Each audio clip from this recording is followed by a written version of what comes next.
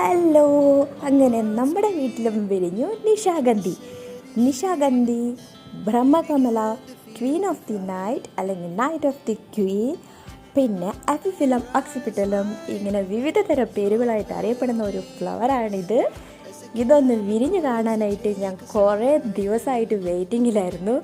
Finally അതെനിക്ക് കാണാൻ പറ്റി. കുറേ പൂവായി പോയി കഴിഞ്ഞിട്ടാണ് കാണുന്നത്.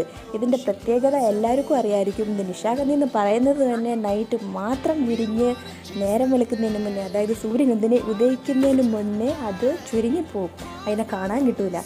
അതുകൊണ്ട് എന്തായാലും വേണ്ടില്ല, ഈ പ്രാവശ്യം ഈ മുട്ട് വിരിയുന്നത് എന്തായാലും കാണണം, അതൊന്ന് വീഡിയോ എടുക്കണമെന്ന് വിചാരിച്ച് തന്നെ വെയിറ്റ് ചെയ്ത് ഇരുന്നു. അങ്ങനെ അത് കാണാൻ പറ്റി.